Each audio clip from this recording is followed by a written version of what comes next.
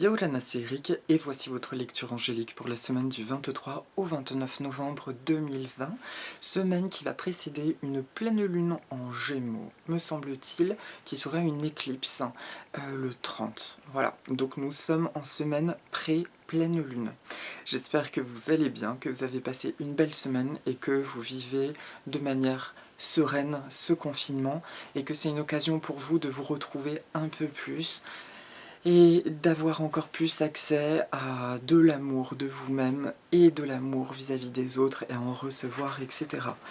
Il y a quelque chose qui me parle bien ces temps-ci, c'est un mantra sur une mini vidéo capsule de la chaîne de Céline Vlaminck qui parle beaucoup des flammes jumelles et un mantra qui me parle, elle en parle par rapport aux flammes jumelles, mais qui me parle de manière collective, ce sont ces deux mots: je lâche, j'accepte, je lâche, j'accepte, je laisse aller, j'accepte. Et ça m'a fait beaucoup de bien cette semaine de penser à ça, le temps que des choses se nettoient et que des nouvelles perspectives se présentent à nous. Concernant les cartes, j'ai travaillé cette semaine, je vais travailler avec deux oracles qui, pour les 3 temps de la semaine, donc il y a mon oracle Message des plantes du monde, et pour la carte de synthèse, l'oracle des licornes de Cordelia Francesca Brabs. J'ai déjà tiré les cartes parce qu'en fait là c'est mon deuxième essai vidéo, en général dès le premier coup ça marche, là il y a eu un petit souci technique, donc les cartes sont déjà tirées. Pour le début de semaine, la carte qui ressort, c'est le Fundulo Panchax Filamentosus, le queue de lyre à plumes. C'est un petit poisson africain de la famille des Kili, qui est un poisson, c'est tout du moins une famille qu'on retrouve en majorité en Afrique et qui est tributaire du climat. On parle d'espèce annuelle puisque c'est un poisson, en fait, qui vit dans un milieu qui est sec en grande partie de l'année. Il vit à l'état d'œuf. Donc, dès qu'il y a des pluies, les œufs vont éclore, se développer très très rapidement, ils vont devenir adultes, je crois, quasiment en 3 semaines, un mois, et très vite ils vont se reproduire pour enfouir leurs œufs, qui vont, du coup, leur substrat va s'assécher, eux ils vont être enfouis dans la boue, dans une certaine humidité, et l'année d'après, ça va éclore. Et ainsi, ça repart. Les adultes, naturellement, meurent, sont tributaires de ça. La joie est un diamant précieux à entretenir à chaque instant de vie. Donc pour ce début de semaine, ça nous évoque la notion de deuil, la notion de départ, de situation qui nous demande de fermer véritablement la porte. Là, c'est une invitation franche à nous couper de tout ce que nous avons perdu ou que nous avons perdu soit dans l'année en cours, soit des choses dont nous n'avons pas fait le deuil depuis notre naissance, des choses importantes. Il y a une réelle volonté du divin actuellement de faire table rase et comme de vivre une espèce de rebirth énergétique, de découverte et d'accueil de nos énergies dans leur état le plus pur, dans leur état le plus fondamental. Donc le début de semaine prochaine, il est intéressant de nous interroger sur ce que nous portons encore, et si nous n'y avons pas facilement accès, en nous posant la question: quelles sont les zones de souffrance? Où est-ce que je n'ai pas fait un deuil de quelque chose? Il peut être intéressant de se demander où est-ce qu'il y a encore des schémas de répétition dans ma vie. Est-ce que c'est dans la sphère professionnelle, familiale ou sentimentale? Et à partir de là, vous pourrez commencer à identifier la nature de l'objet, du blocage encore ou de la souffrance. Donc le deuil là va être nécessaire, j'entends bien, par rapport à ces notions de répétition dans nos vies en début de semaine. Je répète aussi, quand je fais ces guidances, donc je tire une carte et il y a un truc qui vient comme ça. On m'a jamais posé la question étonnamment, mais je me la suis posée, donc je vais répondre au cas où quelqu'un, ça lui traverse l'esprit. C'est: Eric, tu nous parles de ça en début de semaine, et pourquoi je le ferais pas en milieu de semaine, par exemple? Et en fait, c'est bien sûr qu'on peut le faire à n'importe quel moment de la semaine, ces histoires de deuil et tout ça. Simplement, ce qui ressort dans mes guidances, ce sont des influences générales, des conjonctures énergétiques. Alors, je ne sais pas si elles sont basées sur la numérologie, l'astrologie, mais enfin, je pense que il y a quelque chose en lien avec tout ça, puisque ça se recoupe quand j'échange avec mes amis numérologues et astrologues. En tout cas, ce sont simplement des influences propice à faire un travail sur telle ou telle chose. D'où la nature de ces guidances, et c'est pour ça que là, en l'occurrence, ça ressort sur le début de semaine. Vous pouvez tout à fait faire ce travail n'importe quel moment de la semaine, néanmoins, il y a des choses qui vont remonter plus ou moins naturellement sur le début de semaine, sur ces blocages. Et ça va s'exprimer, j'entends, sous la forme probablement d'un ras-le-bol, de sentir peut-être une mélancolie ou une fatigue morale. Et ce sera justement le point d'appui, on va dire, qui nous dit, bon, qu'est-ce que j'ai à nettoyer, qu'est-ce que je peux nettoyer. Et quand nous sommes alignés à ces énergies, temporellement, on va dire, et ben le processus, j'ai remarqué personnellement qu'il est beaucoup plus rapide. Voilà. Donc après, je suis une drôle de référence parce que faites ce que je dis et pas ce que je fais. Parce que moi-même, je fais ces guidances et après l'avoir mise sur YouTube, j'ai tendance à oublier les guidances. Et ces derniers temps, j'entends juste d'aller voir la carte que j'ai tirée sur mes vidéos pour me rappeler, en fait, c'était quoi le truc en cours. Ok ? Donc début de semaine prochaine, j'identifie peut-être un sentiment de ras-le-bol ou d'usure. Je me demande, qu'est-ce qui se répète dans ma vie ? Et à partir de là, quel est l'événement le plus ancien dont je me souvienne qui fasse écho à cette blessure? Voilà. Après, si vous avez besoin d'un thérapeute, eh ben vous pouvez vous demander, merci mes guides, de me guider vers la personne, le thérapeute qui saura m'accompagner pour libérer ça, ou la lecture tout simplement, ou la vidéo qui saura me guider. D'accord ? Voilà, en tout cas, très bon potentiel en début de semaine, parce que traiter ça signifie aussi libérer quelque chose, donc ça veut dire que des bonnes nouvelles se bousculent aux portes. C'est comme ça que je le vois et que je le ressens. Donc, je vous souhaite tout ça, tout ça, tout ça de bon. Le milieu de semaine prochaine. Voilà, c'est un petit poisson que j'aime beaucoup, que je n'ai jamais eu en tant que gardien, mais que je connais très bien, le Microrasbora galaxy, le Daniomarcaritatus. C'est un petit poisson qui, lui, a été très à la mode ces 2-3 dernières années, parce qu'il reste tout petit et qu'on a eu ce qu'on appelle la mode des nano-aquariums, des tout petits aquariums. C'est un poisson qui est craintif. Pour son origine, par contre, lui, je ne me rappelle plus. La Birmanie. Ah là, je me suis pas trompée, j'allais dire l'Asie. Et pendant ce temps, j'ai ma petite ratounildine qui se promène. Bien bichette. Alors, c'est un cyprinidé, donc il est la famille du poisson rouge en tout petit. Donc son message, qu'est-ce qu'il nous dit lui? Ouvrez votre cœur aux autres, votre isolement est une croyance personnelle, vous êtes entouré de personnes qui ont envie de partager plus de choses que vous. Alors, la thématique du milieu de semaine pro, c'est, je prends ma place, bon attendez, j'ai Bichette qui veut faire un tout petit bisou, d'ailleurs certains qui vont la reconnaître, voici la petite Hildine, bonjour. Elle a la tête penchée parce qu'elle est en convalescence, mais là ça va mieux. Du coucou mon cœur. Allez, on redescend, petite promenade. Donc, le petit Microrasbora, et on évite de grignoter les cartes s'il te plaît, d'accord? Merci. Le Microrasbora galaxy, donc ouvrez vos cœurs aux autres, ok. Le milieu de semaine prochaine met en valeur nos relations, encore notre positionnement par rapport aux autres. C'est dommage que la caméra soit pas braquée sur les cartes parce que j'ai le din en plein milieu de tout ça.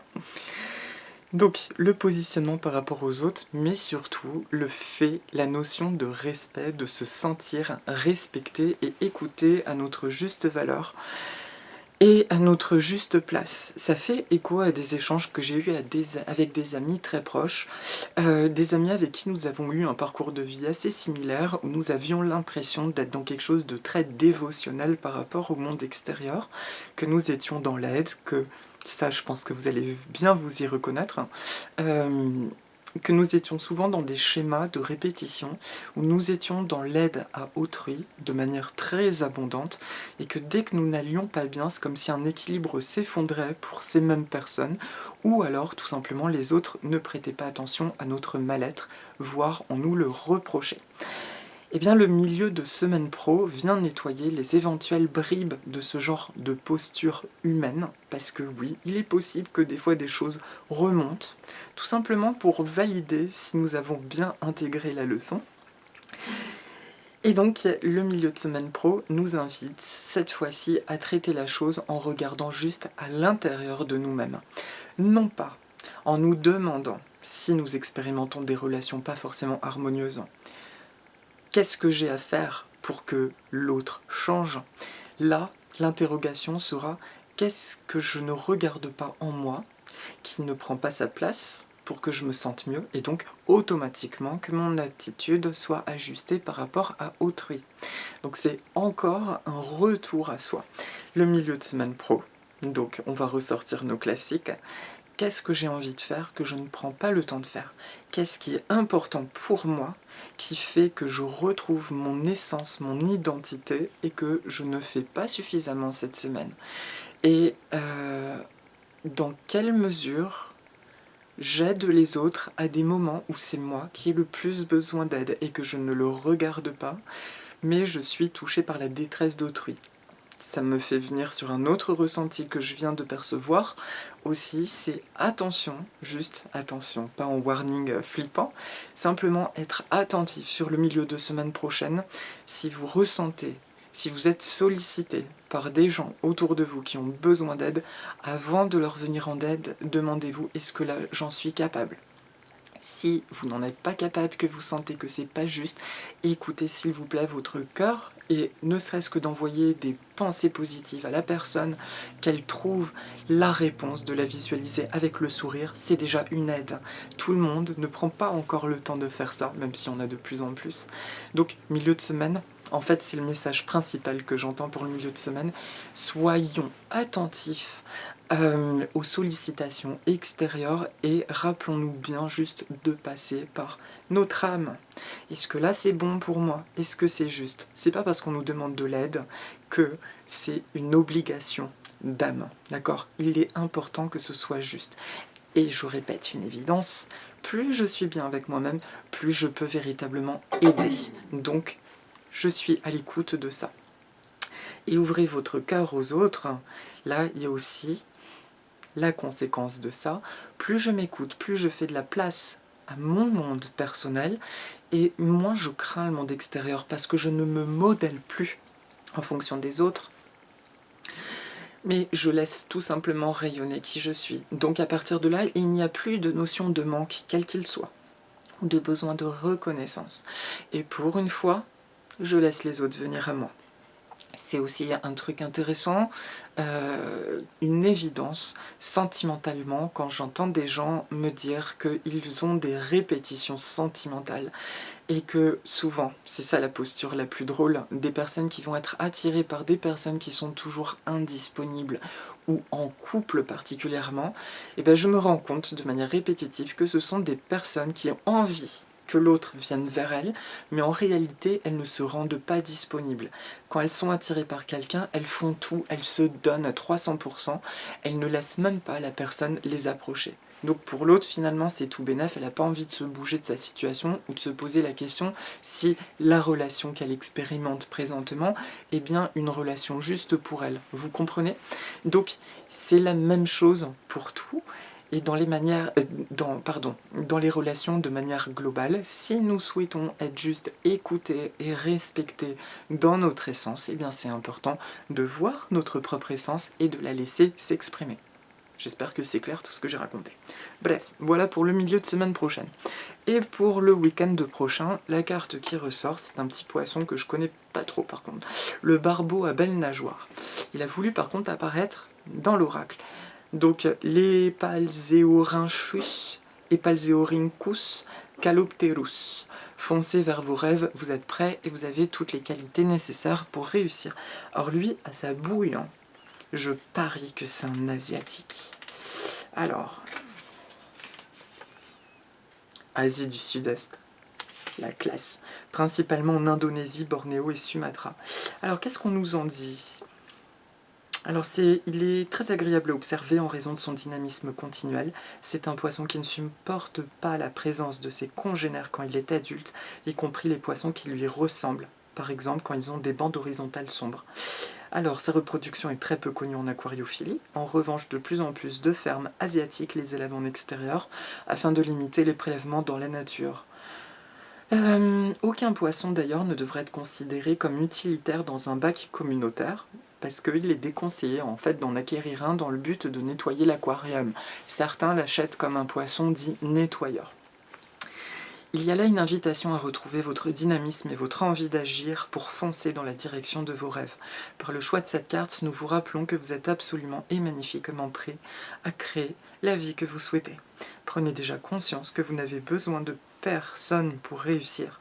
Toutes les personnes sont en vous-même et l'univers attend votre feu vert pour vous envoyer les bons hasards et les synchronicités qui vous accompagneront tout le long de votre chemin. La seule chose que vous avez à faire en cet instant est de dire un grand oui, puis d'accueillir les premières synchronicités qui vont se présenter à vous. Et là, je vous invite à dire les petites affirmations avec moi. Je suis une personne dynamique et forte. Je peux réellement compter sur moi-même, mon intuition, ainsi que mon bon sens. J'avance pas à pas et j'ai toutes les ressources nécessaires pour voir mes projets de vie prendre forme dans la matière. Je me sens bien, je suis bien et fière de tout ce que j'ai déjà accompli. Merci à l'univers, merci à l'énergie de l'Epalzeo. Alors, c'est une énergie qui est étonnante parce qu'elle apparaît sur le week-end. C'est plutôt une vibration de lundi que je ressens sur les chapeaux de roue. Ce week-end-là, quelque part, j'ai envie de dire, tout ce qui est prétexte à sortir est bon, bien sûr, dans la mesure de ce que nous vivons actuellement. Il y a quelque chose qui est de l'ordre de la sortie de zone de confort, d'appuyer une concrétisation. Alors ça, j'aime bien aussi. J'entends soyons attentifs aux synchronicités, parce que là, il va y en avoir des très très belles, quel que soit l'aspect de notre vie. Mais qu'est-ce qu'il vient nous dire de plus, celui-ci? Il vient nous dire une phrase que ma maman de cœur, que j'embrasse fort, ma guide, m'a dit aujourd'hui. En fait, actuellement, la véritable liberté vient de l'intérieur. Le week-end prochain vient nous insuffler ce sentiment de liberté intérieure. Et que, à partir de là, ça y est quoi, il y a des choses qui bougent. Et particulièrement, c'est encore quelque chose d'assez classique, je le répéterai jamais assez, mais que je ressens amplifier le week-end prochain, les affirmations positives. Attention, soyons vigilants, tout du moins, soyons attentifs, j'aime le mot attentif, à ce que nous verbalisons et amusons-nous à faire des affirmations positives. Quand je dis affirmations positives, je le répète pour les néophytes, par exemple, il y a les 3 paliers, pour moi ça marche bien. Le palier de ce que je n'aime pas dans ma vie, le palier de ce que j'aimerais et le palier de c'est ainsi. Et en passant par ces 3 paliers, ça passe. Moi j'utilise par exemple le point ici de FT pour faire mes affirmations positives. Je sens que ça m'aide à les ancrer, mais ça peut être des mudras de main, des positions de main.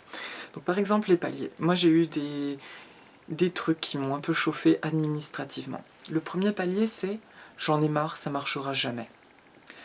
Le deuxième palier c'est qu'est-ce que j'aimerais que ce soit fluide et que je reçoive des bonnes nouvelles. Et le dernier palier c'est waouh, je suis tellement content, j'ai reçu des bonnes nouvelles. Vous comprenez?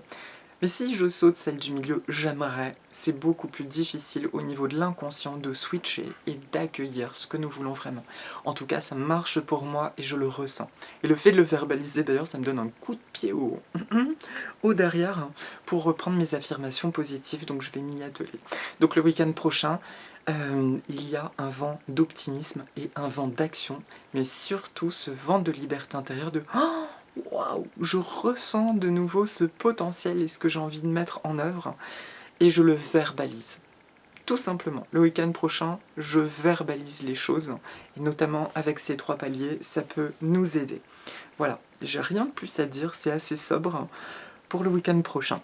Et pour la carte de synthèse, oui, et aussi, comment dire, la thématique de toute la semaine pro est quand même tournée sur le fait de se remplir de soi, en fait, hein, et d'être attentif. C'est quelque chose que je ressens de manière commune aux 3 temps de la semaine, d'être attentif, hein, à dans quelle mesure je me déporte un peu de moi-même pour satisfaire ce qui se passe autour de moi. Dans quelle mesure je quitte finalement mes valeurs, mon essence, mes qualités d'être, où j'oublie tout simplement ma splendeur. Voilà, c'est une semaine qui sera dans cette thématique, je pense, en préparation de la pleine lune suivante. Et du coup, la carte de synthèse, hein, c'est l'amitié. L'amitié, cherchez votre famille d'âme, entourez-vous de personnes positives, passez plus de temps avec les autres. C'est un conseil juste supplémentaire. Bon, les relations visiblement seront assez importantes sur la semaine prochaine. Je fais un peu vite parce que je vois que j'ai plus beaucoup de batterie, manque de bol. Donc, ça table donc sur les relations, ce qu'on a dit sur le début de semaine prochaine, mais aussi l'amitié avec nous-mêmes. Entourez-vous de personnes positives aussi.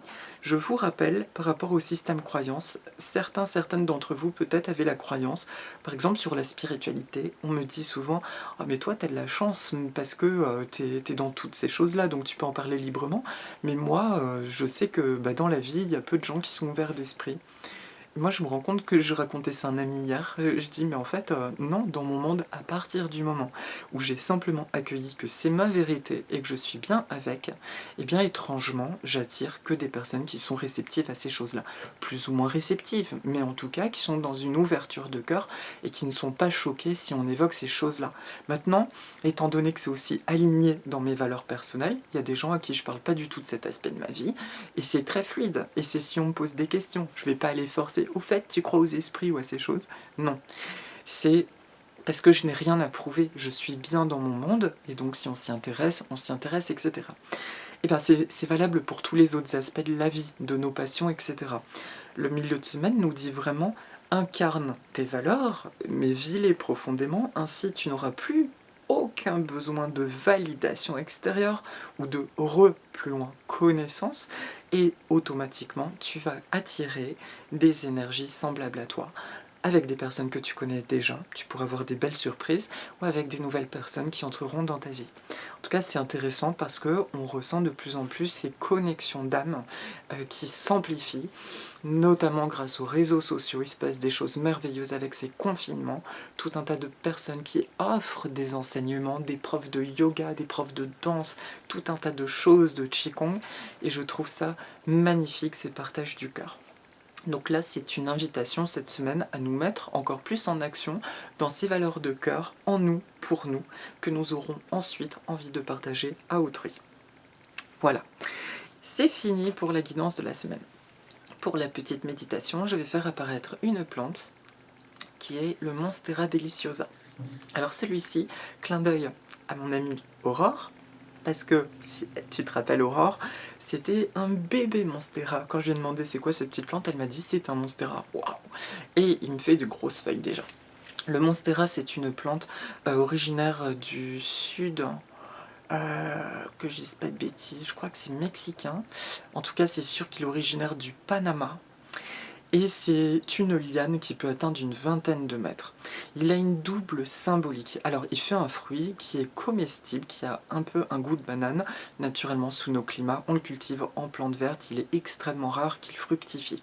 On l'utilise comme plante verte parce qu'il se plaît bien et c'est une très belle plante grimpante, le Monstera. Alors, en faisant des recherches sur sa symbolique, c'est une plante qui signifie l'étouffement. Mais en Asie, il signifie autre chose. Il signifie l'hommage aux personnes âgées et le respect des personnes âgées.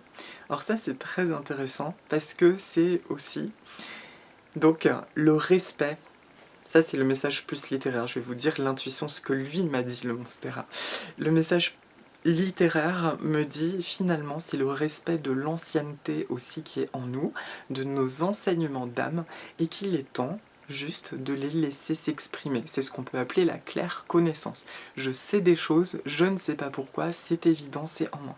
Ça nous demande de leur prêter une place plus importante. Encore une fois, je parle de claire connaissance pour des choses qui vibrent dans notre cœur, qui nous apportent de la joie, d'accord? Un savoir-faire, par exemple. Et de l'amour, entre autres. Mais le message, je rigole parce que ça m'a amusé quand j'ai lu ça, je me suis branchée sur le Monstera, et lui m'a dit bah oui, mais moi ce que j'ai envie de te montrer, tu vois, c'est que je grandis, on dit que je suis étouffant, mais en fait il y a plein de trous dans mes feuilles, et en fait j'étouffe rien du tout puisque je laisse l'air passer dedans. Et ça m'a fait rire parce qu'il me l'a vraiment dit sur un ton humoristique, et du coup c'est ça le message qui a envie de sortir cette semaine, c'est que on peut se sentir en apparence étouffé par quelque chose, alors qu'il y a plein de trous de sortie, d'aération, et qui sont tout simplement notre âme. Notre liberté est bien à l'intérieur, symbolisée par ces trous qu'a cette propre plante finalement pour laisser passer l'air sur la plante qu'elle colonise sur l'arbre, et donc elle ne l'étouffe pas, elle ne la tue pas. Donc il y a plein d'interprétations possibles. Je vous laisse imaginer cette plante aux feuilles trouées qui squatte une autre plante. Il y a une notion de bienveillance, tout en étant à l'écoute de sa croissance. Elle s'en fiche, elle a besoin de grimper sur des arbres, et ben elle y grimpe. Par contre, il y a cette espèce de délicatesse qui fait qu'elle est trouée, et du coup, ça laisse un peu passer la lumière, et l'air, en fait, ça fait respirer le ton de la personne. Donc ça peut être un clin d'œil aux relations que nous harmonisons cette semaine, mais c'est aussi la symbolique individuelle. L'illustration, dans ce contexte, je ressens fortement qu'il y a bien cette liberté en nous, cet oxygène que nous respirons, même en dépit de ces masques, il y a cette liberté intérieure qui est en train de se réveiller et de se déployer. Et l'énergie du Monstera nous aide à ça et nous y invite. Donc, nous pouvons nous relier à lui demander de bien vouloir nous inspirer de sa douce énergie. Je vous propose de respirer 3 fois profondément et de ressentir simplement un courant d'énergie turquoise et dorée, turquoise avec des scintillements dorés, qui rentre par le chakra sommet et qui ressort par le nombril. J'inspire, ça rentre, j'expire, ça sort, j'inspire, ça rentre, j'expire, ça sort, tout simplement.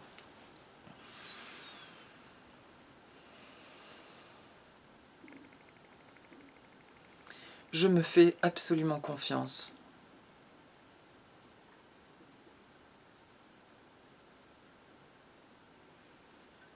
Je me sens libre.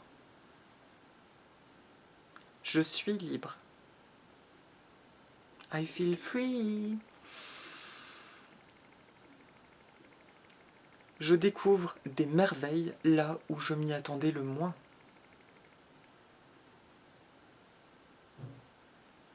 Je me laisse toucher par l'amour.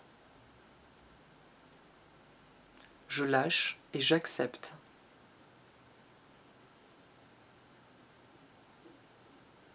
Mon univers est magique et magnifique.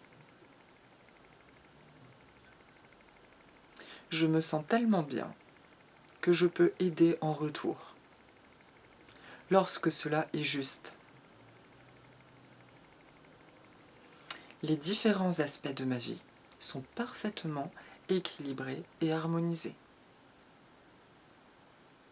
Je travaille, je m'amuse et je me repose.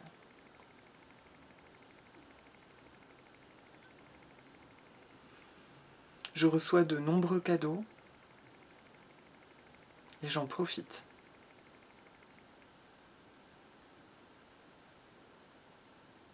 J'ai conscience des belles qualités qui résident en moi. Je m'auto-valide et j'accepte la merveille qui est en moi, ainsi que le merveilleux qui est en moi. Tout va bien dans ma vie, tout va bien dans mon univers, tout va bien dans mon monde. Voilà. Merci à l'énergie du Monstera, merci à toutes les sources d'amour et de lumière de l'univers, et merci à vous toutes et à vous tous pour votre présence toujours aussi bienveillante et touchante. Je vous souhaite une très très belle semaine, prenez soin de vous, Occupez-vous bien de vous, passez par votre filtre du cœur avant d'interagir avec autrui. Et puis autorisez-vous à vous laisser toucher par la tendresse, l'affection. Et ainsi, vous la verrez se manifester dans votre vie. Ma petite Hildine et moi, ainsi que mes frangipaniers, dont le tronc est ici. Salut toi, t'es un peu dur de la feuille, on voit un bout de feuille. Je suis à l'ombre d'un frangipanier dans ma chambre, j'adore. Nous vous souhaitons une très belle semaine. Et si vous avez envie, dites avec moi « Aloha ». Je vous embrasse fort. Nana.